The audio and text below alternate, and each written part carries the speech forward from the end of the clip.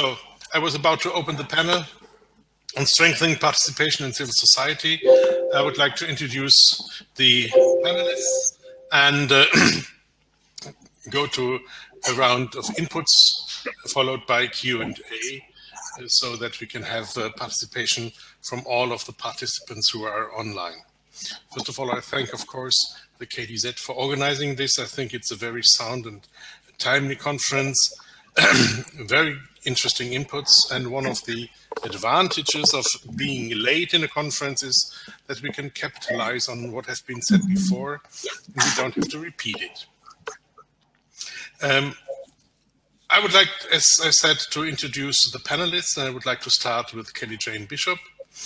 We are very international this afternoon. Kelly Jane Bishop is an Australian based in Switzerland and focusing on Southeast Europe. So it's a perfect mixture. We have Gentiana Ramadani from Albania. She is a PhD candidate in Vienna with a background of journalism and a long track record of successful project management and advice. And we have Ankica, we have Ankica Todorović, head of section of local economic development in the city of Bijeljina in Bosnia-Herzegovina. Welcome, everyone. And as I said, we can capitalize on what has been said today in terms of governance and civil society and in terms of participation. And I remind you on the remarks of Stefan this morning, the cities are not on track on the SDGs. And I'll remind you on what has Verhandzic said, that we are in terms of democracy in Southeast Europe in a very rough sea. And I'll remind you of what we heard from Sebastian, Stefan, Claudia Singer, that there is a lack of trust. So how do we apply and how do we deal with SDGs on a local and regional level in Southeast Europe if we do have a democracy in troubles, no trust or a lack of trust, and if we do have troubles to apply and get on track with SDGs? I would like to hear some inputs from you, and let's hope that we get a better picture during this section on the situation in the region. Kelly Jane, may I ask you to start? Yes, thank you very much, Stefan. My name is Kelly. Yes, I do have the Australian passport, but I actually grew up in Switzerland and I'm working for Ximpulse. And Ximpulse is part of the LoGov project on local government and the urban-rural interplay. So it's a consortium, and I have actually prepared some slides that I would like to share with you, if I may.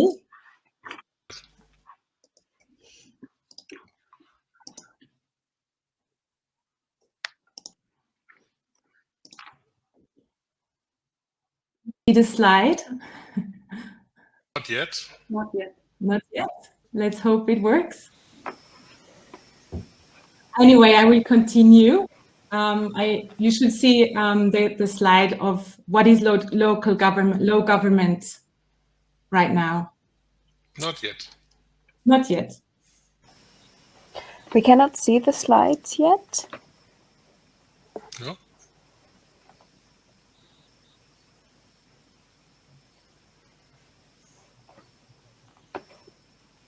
And now? No. Well, I will do it without slides in this case. Perhaps you can share them afterwards, at least. Yes, it would be a good idea. So what I wanted to quickly say is that the Low Government is a consortium of 18 partners that are all over the world, and the work package leader, Ximpulse, is the work package leaders of people's participation. And I think that you have already mentioned a few challenges or a few important things when it comes to participation. For instance, that you say that there is a lack of trust, that there are institutions that are weak. We also heard that the financial that the decentralization of financials is very important, and I think that participation and the SDGs can really be of importance when it comes to tackle these issues. How? I think the SDGs do have an important qualitative dimension to participation. So it means that when you look at the SDGs, it's a whole framework, and also the Agenda 2030, which already mentions participation in the preamble and also in the monitoring. And when you then look at the goals, in the targets, they refer to participation all over the instrument. And this SDG overall principle of inclusiveness can really show the direction of what participation should mean, or how participation processes should be developed to be inclusive. And then I think precisely the issues of trust, for instance, if civil society is included in some of the developments and in the decision making, then that fosters trust automatically. Participation in the monitoring of and implementation of decisions can foster trust and accountability. So this is our very closely interrelated participation in strengthening all these challenges that we've heard this morning. I would like to keep on this topic of inclusiveness, and maybe from the more of a, we've heard a lot of on the EU, and I have to admit, we in the local government LoGov consortium, we are all over the world. So I would like to introduce maybe an example from South Africa to show how this participation process can be used to hold the government accountable. But maybe later on, I will give the floor first to some my fellow panelists. But to just say that I think SDGs are important to have to foster this qualitative dimension of what participation actually means. Maybe we can come back to that inclusiveness. Thank you very much, Kelly. Thank you very much. So the SDGs as a tool to foster and build participation, and on the end, and participation, perhaps vice versa, to install and implement the SDGs. I would pass on the floor to Gentiana Ramadani directly. May I ask for your input? Yeah, thank you very much, Stefan. Good afternoon again, everyone. And thank you for inviting me to this very important conference and session as well, which is of great relevance to my work and commitment as civil society activist. Well, as you said, my name is Gentiana Ramadani, and I'm privileged on behalf of the Center for European Integration and Development, new organization established, registered here in Austria. And I would like to introduce and to discuss with this panel our continuous efforts for positive change. Briefly, I would like to say, for all those that did not have the chance to visit our booth, the activities of CEID focus on projects related to democracy and that serve to the improvement of community life. Specifically, if we establish a link or compare with SDGs goals, we are involved in 6 out of 17 of them. To be more concrete and precise, we have been selected and we have been part of the BASIC.EU program. We have been supported on behalf of this program under the goal 11 Sustainable Cities and Communities, being the most relevant and important one for us, for our work. In both cases, in both projects that we have been working in Albania, our priority was bottom-up approach and working with youth engagement in local governance actions. Specifically in the activities of this municipality, which is known municipality of Kamza, and it is the second biggest municipality after the Albania's capital, which is very important due to the social and economic backgrounds for all citizens there. It is as well important because it comprises a young population coming from different areas. This is the reason why we chose to work in this municipality as the main partner in our projects, and to create and institutionalize youth council within municipality of Kamza in Albania. And as a result of mismanagement from both local and central governance over the years, and despite being only, as I said, 12 kilometers away from the capital, the city in question is distinguished due to the complete lack or absence of cultural life for youth community, young communities.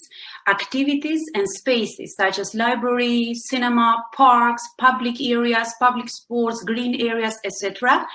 And all this, what I mentioned right now, is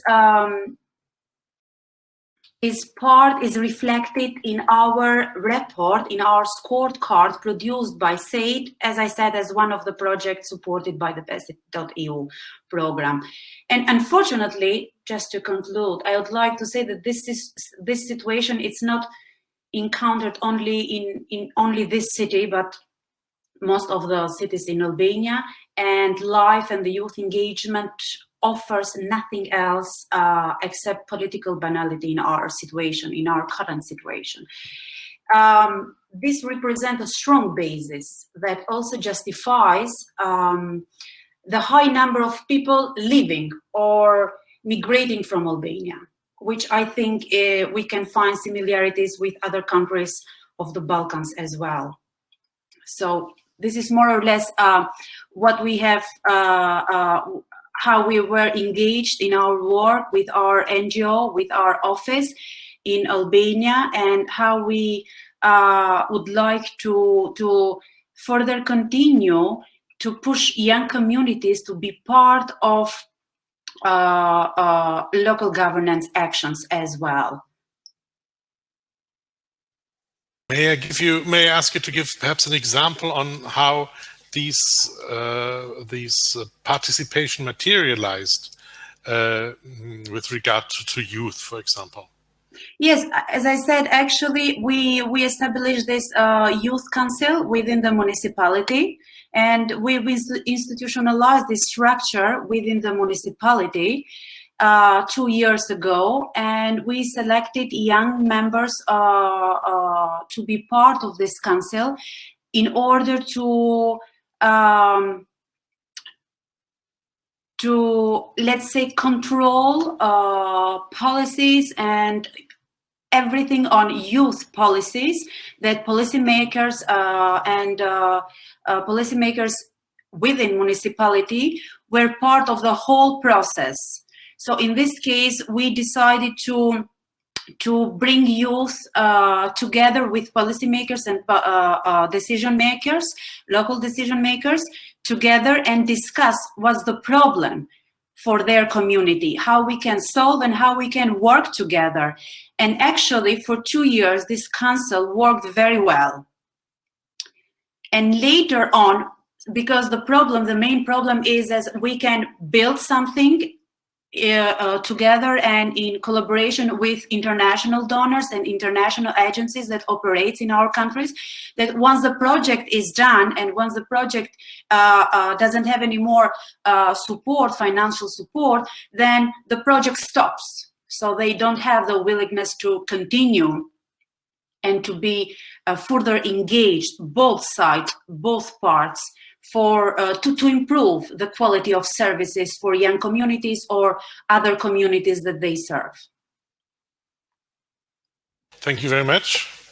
I would pass on to Ankica Todorović and ask you for your input from your experience in your city. Thank you very much. First, I would like to say hello to everybody and to express gratitude for being a part of this panel and the conference as a whole. I appreciate it very much, and on behalf of my city, thank you for inviting us. Well, first I have to say that Bijeljina as a city which is not the smallest but also not the biggest in Bosnia and Herzegovina, among the 5, 6, 7 bigger cities, with shortly more than 100,000 inhabitants, recognized somehow. We had the luck to recognize the importance of the Agenda 2030 and SDGs through a partnership with our partner city Langenhagen from Germany. And that's where we, a team of us, learned to value all that what the agenda says. So I heard bottom-up approach, as Gentiana said, and that's our way how we, let's say, started it and made it up to this certain level, being now very recognizable as a city which has this renommee of really not only promoting but also implementing SDGs in its work and believing in it really. So we were also mentioned in the UN report which Bosnia and Herzegovina presented last year, no sorry, in 2019. And Bijeljina was mentioned as this example, which is really going forward. So we are very grateful for that, but that gives a lot of obligations. So when it comes to citizens' participation, I would agree completely with what Kelly Jane said. Enormously important, this trust of the citizens, gaining it back. And that was our point of action, basically, when we got to know about the postulates of the agenda, and it was a very, very nice story, but how to implement it, how to localize everything. And we were quite, it was very weird in our head, because we did not at that time, which was early 2017, we did not have an example anywhere. We could not find somebody in our country, I would say, who has done something in that regard. So we made a concept out of the blue, but what we have understood for a long time already is that the citizens have lost trust into institutions specifically, and that's one thing we have to get back. How do we do that? Somebody correctly said, only through concrete action and through seriousness, and that people see that you want to engage them and that they are really welcome, that their opinion is respected, and that it is being implemented in documents, strategic documents, that it is being implemented through concrete activities, and to include them in implementing anything you do. So we have here quite some examples. We have formed at the city level, for example, partner groups. And it's not the only city which has partner groups, definitely. Ours are based on the 3 pillars of Agenda 2030, or the 3 pillars of sustainable development. And that's economic development, as we know, social development and ecological development. And out of around 50 people who are members of these 3 groups, 40 of them are external members. And we have done the appointment of those members through public call. So just to really let the people who are experts in our city, who are willing to contribute to the wealth of our city and our citizens, to have a chance to raise their voice. So these are official bodies, let's say, on city level, which are functioning already from beginning 2017, and it always can be better, of course. But what is important, those representatives are all included in the main decision-making processes. And that's for us very important. So they have a chance to raise their voice, they get everything in advance, so they can really communicate, and their voice is being heard. Then what is another example of let me just finish, and then an example of how we can also people engage, not only those people who are appointed in these partner groups. We wanted to go a step further. For example, during the revision process of our development strategy, this is a document which belongs to all of us equally, regardless where we work and what we do. We live in the city and we care about it, from the child up to elderly people. So our point was to organize focus groups. To you, it may sound now, of course you will do that. But besides all these obligatory meetings with external members, with partner groups, with this team which was doing it, we organized, apart from all that, 8 focus groups with invited almost 400 people. And there we gave a chance to all those who were not included in all these bodies which are official, again, a chance to present at the half stage. We were at that point to present and to give them a chance to propose projects and activities which they think are relevant for the development strategy. And that worked really out in a proper way. Only around 25% of people appeared, which shows again how difficult it is to regain this trust. But after these sessions, we still had 27 very good project proposals which came to us and which we included into the development strategy. 25 of them were completely included because they were really, really wonderful, and they were tackling issues from inclusion to economy and so on. And 2 had to go to the annex because they were not financially supported, neither by the budget nor by any external donor. So, and I should probably stop and we can then continue because there are more examples. Thank you. Thank you very much, Ankica. Yes, please, Gentiana. I may add something. I completely agree with the panelists. And meanwhile, listening, I would like to be able to say that civic engagement and concretely citizen participation in local governance, we all know that it's all about community democratization, political change as well, or at least for our countries, in Balkan countries, and social trust in new democracies like in our countries. Or at least this is what we like to consider when working in this direction. And the influence or the impact of policy processes and democratic procedures on civic engagement and citizen participation is nowadays the key governance challenge for our governments. In this context, meanwhile listening my colleagues as well, the question here I would like to pose is, does civic engagement work? This is based on our experience as well and what I explained before. And later, how is related to SDGs.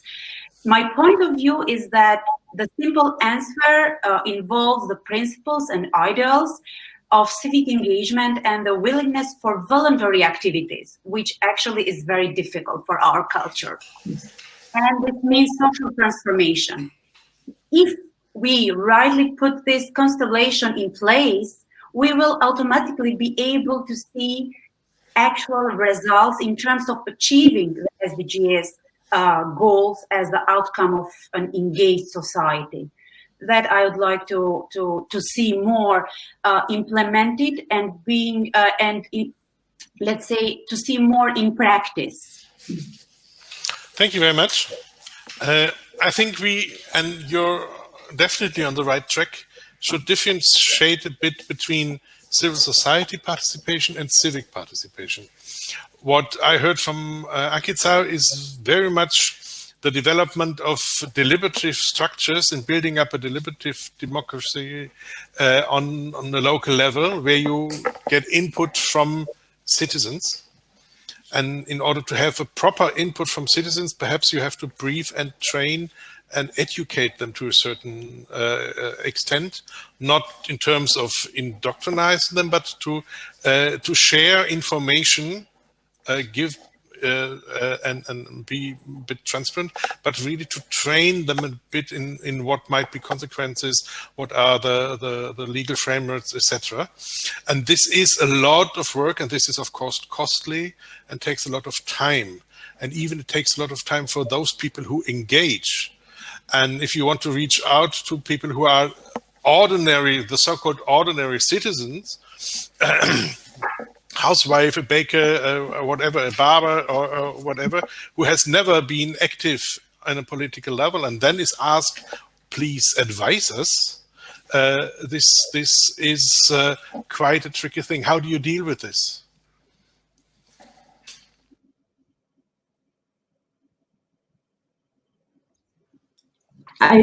If I may, so Stefan, I think that is precisely the point when we talk about trust. You mentioned trust. I think this is the question: is it just about trust, or is it also about not being if it is not possible for people to participate because of time constraints, because of their economic background, because of all these issues? And I think that precisely that is the issues of inclusiveness that should be addressed in these projects or in these different processes that we envision.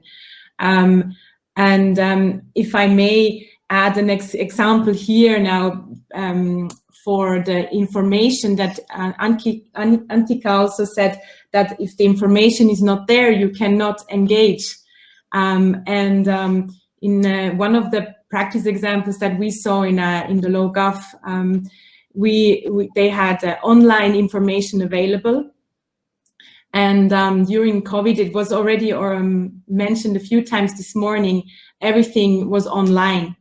And precisely these mechanisms that exclude people from participating because of their time constraints or because of their economic constraints has again then had, because of the digital divide that was seen in this example, for instance, between urban and rural areas, has excluded the same people that were originally tried to be included in the process again. So I don't know, digitalization, while it has been mentioned to be not a challenge, but a positive aspect, I think we have to be mindful of the implication it has on other parts of the civil society. And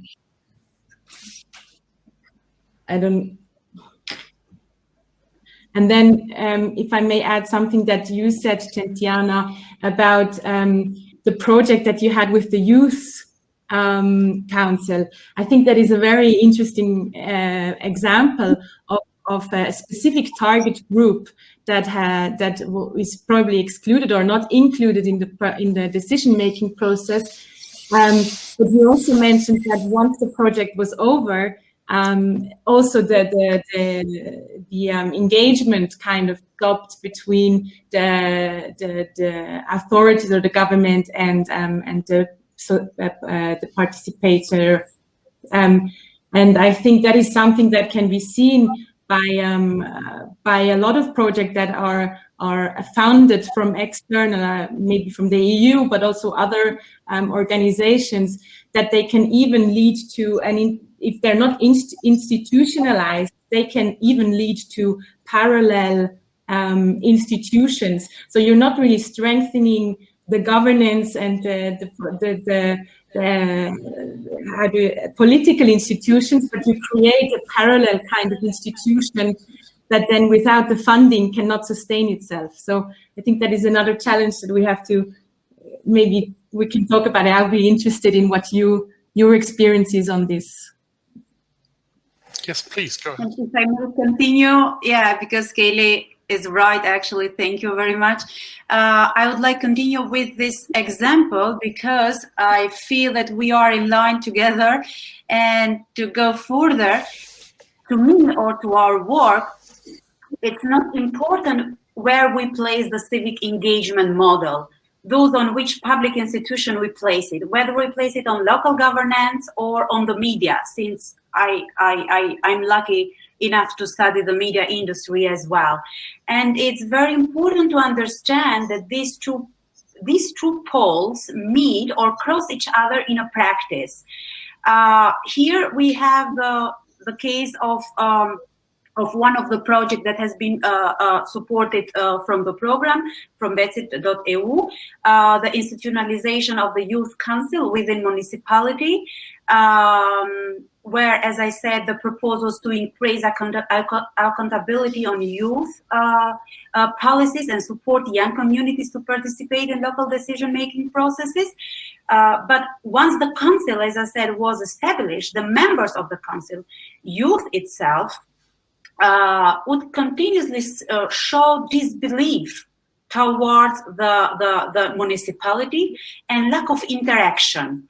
On the other hand, we had the municipality, the main partner in our project, was very much interested in such a formal engagement, but not providing serious space for action to the youth. And of course, the enthusiasm of youngest was vanished. And because of this way of behavior, we see often how they choose then shorter paths, such as political militancy in their everyday life.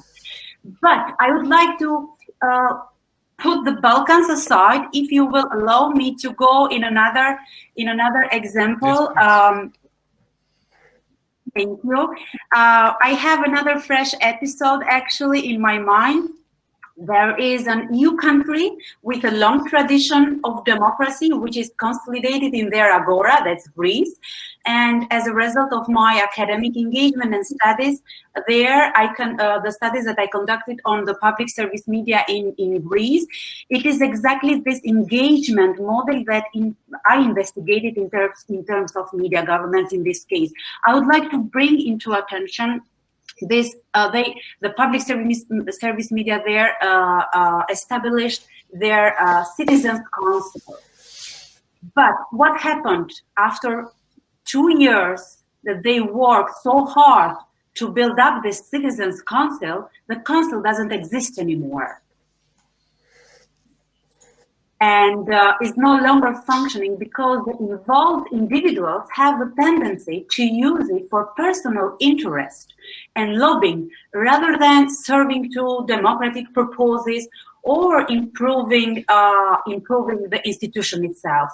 To conclude and summarize what I said about these two cases, one in Balkans and one in EU countries, as it is understood, the relationship of the citizens with the public institution when it comes to engagement, it's characterized by strong personal interest rather than ideals for a better service.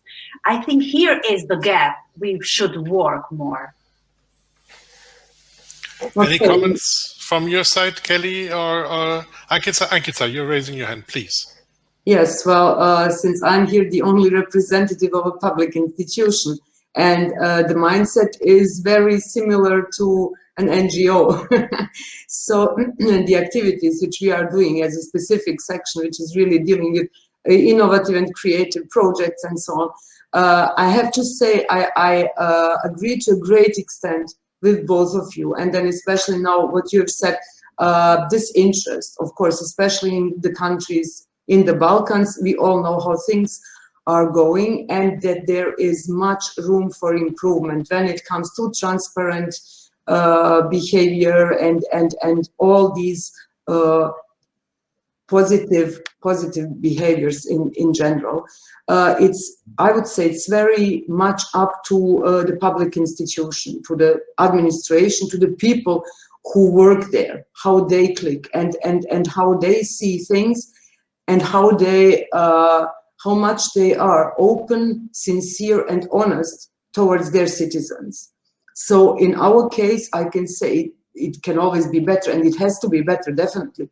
But the level which we managed to achieve now with the interaction with our representatives of the private sector, civil sector, also very much engaged, then with the academia and public sector as well, is not bad. People are starting to believe, they're coming back with good proposals and so on. So what we also do is a citizen survey, because we have all these groups in place and we communicate with representatives of all these sectors, as I already mentioned.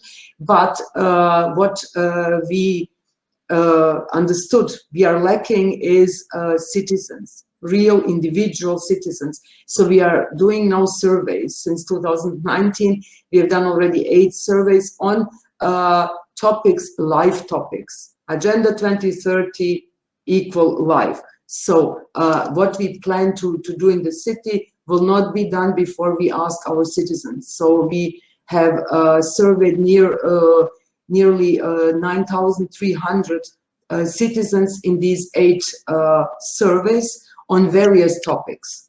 And we got urban mobility, for example, is now very, very interesting for us here, having in mind COVID consequences and everything that became very actual. We asked also the people what they think about green areas, about bicycle paths and so on, and we got green light. Really, we have then arranged our sustainable urban mobility plan. We have installed some bicycle parkings and so on, small but big things. So what people tell us, we really try to implement, and not always and only from external funds and external projects. As you were mentioning, these project activities, it is very difficult, since we do also projects involving all partners. That's what we do now, implementing the agenda.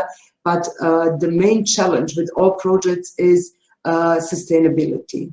And that's where we are now much more cautious compared to 4 years ago, for example, when we were not so much thinking about this issue, but the sustainability is everything. And in order to have it sustainable, everybody has to be equally involved. The NGO, who is a partner, has to be involved from the beginning. When we do the project proposal, project idea, the private partner also, and so on. And it can work, really. It's a lot of work, it is hard, and sometimes you say like, oh yeah, it's never possible, but it works. And one after the other, and we really can say that we get positive feedback, because we also insist on criticism, constructive criticism. Tell us what we are doing wrong so we can improve, because we are living here and it's our city. And as Gentiana also said, people are leaving also from Bosnia and from Bijeljina as well. So we did a survey with our young people, 100 of them, electronic, 3 questions, and we were astonished, surprised negatively, because 55% of the surveyed said they plan to leave. It's not about we might think about it, they're planning. So then we did workshops, and thanks also to Basit Fund and Pulsework NGO, who shared with us their experiences and helped us also to do with these young people some workshops to get them really speak out what their problem is in the city. We cannot solve the whole country, but what can they do speak out, Ankica?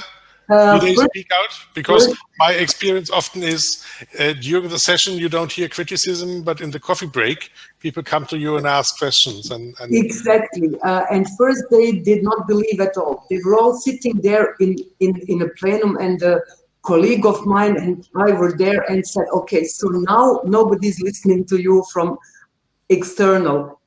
Go ahead now with all the criticism, regardless the fact that we are representing the city administration. Tell us, please, because we really want to improve. And they were like, okay, no, they are speaking only. And then we started. Telling them about what we have done wrong in the past and what we recognize as a problem, but from our doing.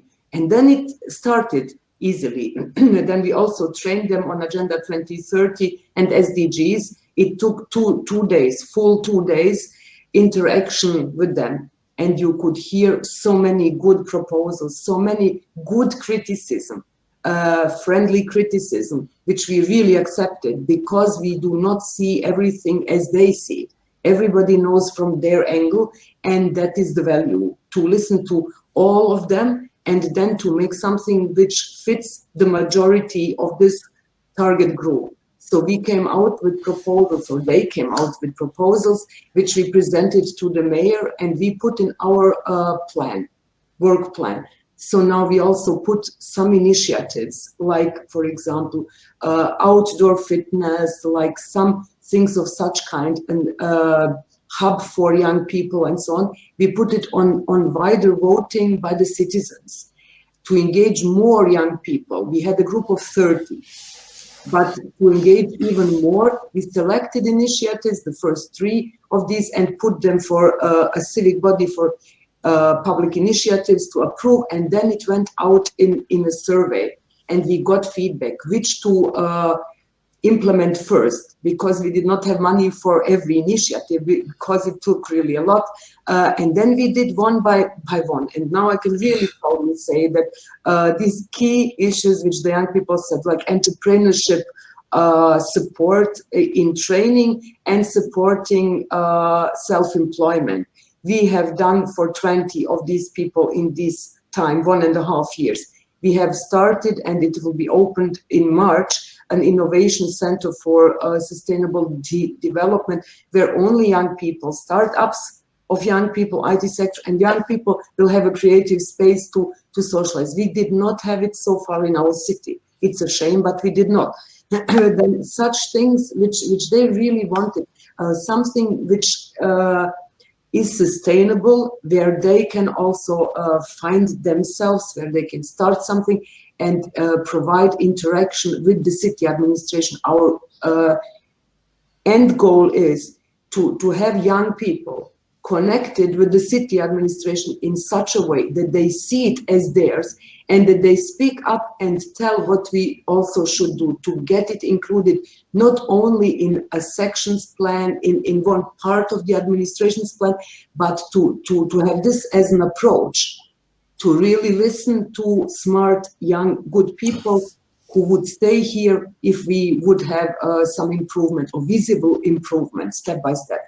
So that is our goal, and the way is long, but we are doing it in such a way. So, and every example is more than welcome, and we exchange a lot internationally also, and through projects also with donors and municipalities and cities in our country. That's what we really do to learn, just to learn.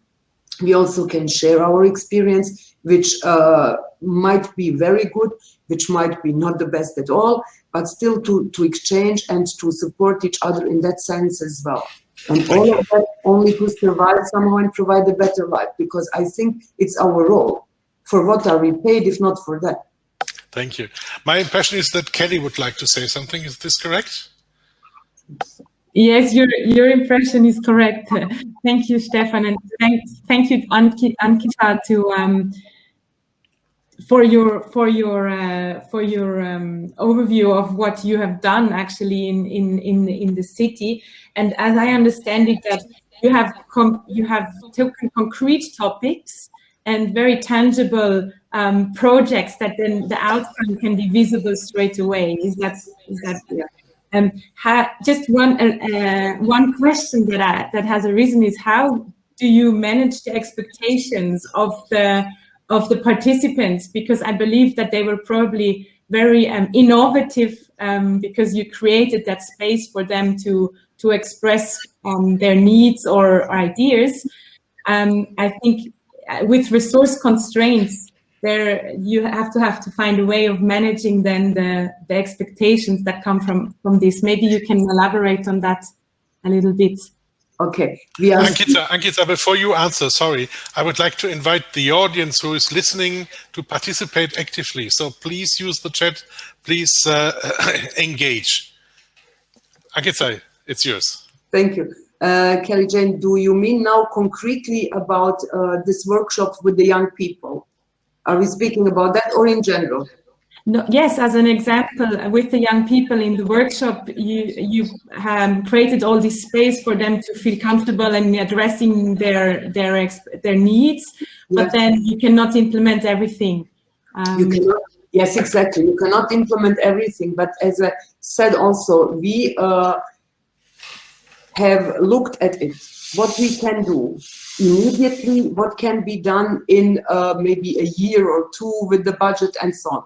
So we have this list, and we are working on it. For example, this innovation center has cost quite a lot because we had to renovate things and put in place all the organization, and it lasts a bit longer until we have done it. It was COVID and everything, but it will be open in March, for example. This is a great investment. Then this outdoor gym, we have done it in the park, that's completed. And then we also asked for the feedback, whether it is good. And it was okay, it was very nice. And so we are trying to, we are now preparing this Bijeljina Green Festival. That was their idea. That was their idea. Let us make something which is a brand for our city, but something modern, something which includes Agenda 2030 and so on. When they were trained in the workshop, then they got to realize what the SDGs are and how they can be used. So they got even more ideas, and that was great. And we are now we also had, again, I have to mention Pulsework and their support in telling us or explaining to a wider group of us what a green festival is, what the examples are from Europe and so on. And we have done together 4 workshops where we included a wider group of people, representatives who would participate, and we go for it. So those are these things. We also they also said public space is not being used properly. We want more action in the city, in public spaces. So we have done a couple of concerts now, although we had a pandemic and everything, but we managed somehow during the European Mobility Week, we activated a lot of people. We had everyday activities in the park, in the city center. What has been finished now is also a bike lane and a walking path at it's 2.5 kilometers long. So that's what Bijeljina did not have before. And these are all places, and we are now trying to put it in a nice way. Again, having asked citizens what they would like to have at this walking path for the first time so long in the city. What would you like to have there? Some arts and so on. And then they voted what they want, and we are now implementing it, and it's finishing now at the canal. You have murals and some quotes and so on. So these are small but big things for the people who live here. They want to have nice areas where they can socialize. So that's how we do it. And then, sorry, only to say, and I finished with this, what we cannot put into our plan for 1 year, then we have to do it in the next year. But it will not be forgotten. That's what I only can promise. Thank you. Yeah. Gentiana, you wanted to say something? No, actually, I got the response from Kelly's question. So I was just curious and interested to know how everything was reflected on their institutional work. But I got the response of different initiatives and different works are being implemented right now, and they plan to further continue with this. May I ask you, Gentiana, something? Because you mentioned that you selected the youth participating in the council, and the selection process is one of the most tricky things in all the deliberative processes, so that you get a proper mix, a proper representation, and some kind of continuity into these bodies, which are no bodies. Institutional bodies, and if you institutionalize, you always run the risk that you lose them again. So how did you select the people taking part? It was very easy for us, actually, because we did everything in an open call. So we invite participants, we invite young communities, we collaborated with different NGOs in the area, local NGOs, very well-known NGOs as well, but small communities. We shared the information, we met people, we met pupils as well. We entered into schools, and we did some meetings with students at the university. So we had an open call, and we discussed and met people for a period of 1 month. And then, of course, that we had our criteria as an NGO, as a small team. We knew what we wanted to bring into this council, the profile of the candidate. So we wanted something that is eager to fight and wants to have a say in the table where decisions are made. And as well, we wanted young people to have this desire to change something in their community and bring some concerns within municipality, at least to be heard for something that they let's consider what they considered biggest problems for their age or community or the situation they were living in. So around 1 month, we had a lot of candidates, and then together with a small team from our organization, but then representatives from municipality, they as well participated in this process, and then we came up with 5 members for this council. They were students from medicine, law students, journalism as well, social science. And we complete a very nice group, which were very active on the ground, actually, because later this group, this council, went to ask their peers as well, their friends and the whole community, how the services from municipality are working for them. So based on that, we came up with scorecard and we evaluated the services coming from the municipality. Thank you. We have a question from Dalila Pichler. What steps are needed to further institutionalize participatory processes in local governments? Usually it feels like initiatives are dependent on very engaged individuals, and when they have the process slow down or even, and then they leave the process slows down or even stops.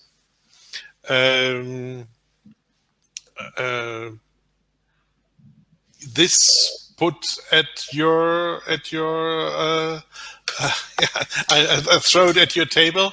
How do you see this? The mindset has to be changed of the majority of these public officials, and yeah, awareness raising, endless awareness raising, and drilling them into their brain until they go crazy.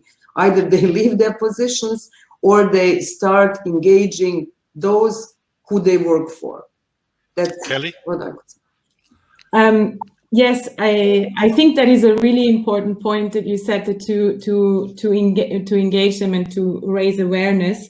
What I think it would be ideal is to create like a cycle. When you have a project that or a process that is participatory, and it is let's say an initiative for youth, then also the implementation stage and then also the monitoring or evaluation stage should be participatory. And like this, the process does never stop. It cannot phase out, because the evaluation of how to improve the project or the engagement will be the next stage for the next project.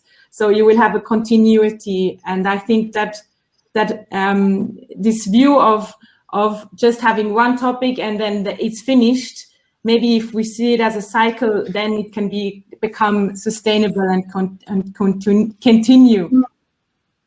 Or you offer another kind of carrot in terms of participatory budgets, so that you open up small amounts of budgeting and put them at the disposal for decision by the people, and then you have an ongoing process again. Which is not related to a specific topic, but to a specific budget, which is, yeah. There is actually a good... yeah, you can earmark the budget, of course. Yes.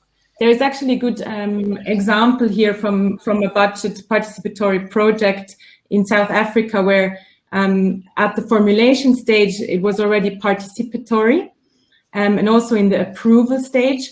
And then by implementing, because the service was, the local government was working with a service delivery, and it was a problem because most of the time the service delivery was not didn't meet the standards that was promised, And by actually publicly making available the information on the service that was tied to the budget, that was participatory, then the monitoring and the implementation was done by the public again, which made it the local government and the service providers accountable for actually delivering the service that the budget was allocated for.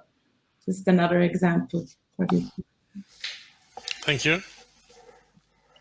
I ask again the audience to get involved. We've got 4 more minutes, and if there is anything left you would like to ask or place or comment on, please feel free to do so. Ankica, are you thinking about participative budgeting? Yes, of course. Thinking about it, although we have to say one of our challenges in this country in general is the fact that such a way of budgeting things is not a legal obligation, which is a problem. In some countries it is project budgeting, and then you have the right way, how you do things, how you plan, how you set aside money, and how you do step-by-step sustainable things. This is not the case, so we are struggling with that. That can be much more improved, in fact. I'm honest, and it is good, but never good enough. And yeah, this has to be improved definitely, but it is very needed. As long as we have this option that we might do it, might not do it, it will never be 100% the way we would like to see it. So, yeah. Thomas Prorok is pointing its finger on the social media and whether they can be a boost for involving civil society. Well, it depends on the social media. If you use Facebook, you lose the younger. So, do you see a key role for them in getting people engaged on a local level? Kelly, you are nodding. I'm cutting you a bit, Ankica. Sorry, Kelly, you're nodding. What's your point? You're muted still. Yeah, okay. I think it can be a driving force because like this, you can have the maximum input of the participants, and you can reach people that maybe, especially in rural areas, that wouldn't be able to come to a town hall meeting or to the city. But there are also challenges, as I maybe mentioned before, of this digital divide that we have to keep in mind. But yeah, maybe what my fellow panelists will have something more to add, a bit more concrete. Yeah, definitely have an impact on democratic and let's say youth engagement or community engagement, particularly among civil society organizations as well. And it's very important that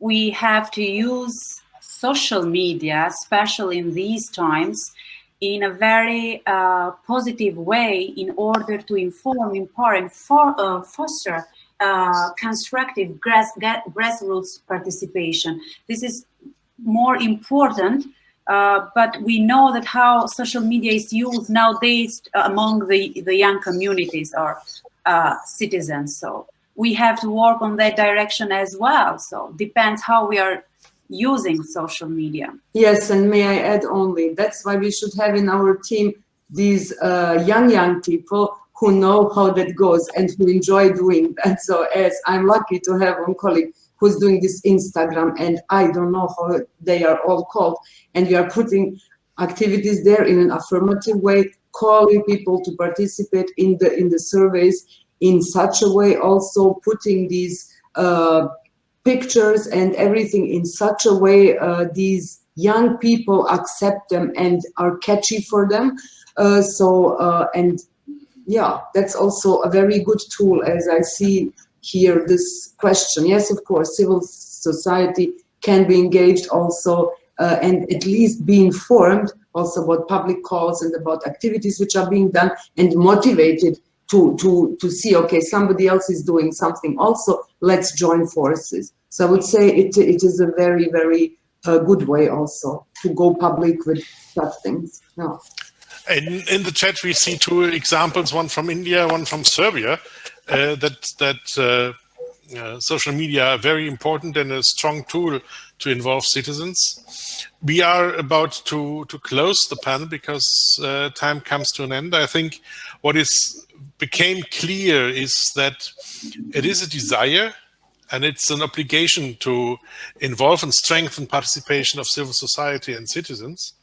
But it's not an easy task. It's not that you just open the door, put a paper on the table and said, well, what are your comments? So that you have to wisely get engaged with the people. You have to motivate the people.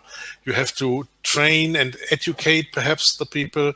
You have to invest time and money and human resources in order to find wise circles and ways to get people involved and active, and to get some kind of continuity into these processes and not to have them as a single event. You know, participation, yes, it was last year Wednesday. You went there, sorry. Yeah. I do thank you all for your input. I do thank you for your time and your thoughts and your comments. I do thank the audience for taking time, joining us and commenting. And I'll like to close the panel and pass on to the technical moderators. Thank you very much. Thank you very much. Stefan. Thanks, Kelly.